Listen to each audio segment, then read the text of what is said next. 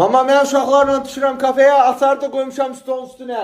Yeməyi də qoydum xaldenqə. Də getdim mən. Ay bana hara getsən? Kafeyə düşürəm uşaqlarla. Ay belə gecə vaxtı kafeye düşəsən indi. Hele blokdan çıxan gün 5 dənə oğlan səni tutacaqdı. Döyüb ilk gün mitini sərəcəklər yerə. Ondan sonra durarsan nə olacaq? Qoşularsan narkomanlara, gələsən evdən bir gün 10 mar, ikinci gün 20 mar, üçüncü gün 30 mar. Başlayasan belə evdən oğurluq eləməyə.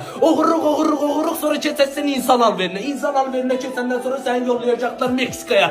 Qoşularsan orada kartellərə. Başlayasan insan başı kəsməyə. Sonra oradan uzilər, RPG'lər, AK-7'lər. Ondan sonra da ne olacak? Bize video atarsan ki ana dede nene hakkımı halal elə mən ölürəm.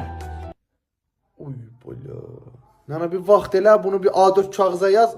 Vaxt eləyim mən də aparım bunu verim Hollywoodda çəksinlər. Netflixdə kino deyil bu. Məsələn bu nədir? Bəs sanla. Belə baxanda ki məndən demək, mənim nəyimə gərək. Mən gedirəm oturum xoş gedəmmə baxmadan.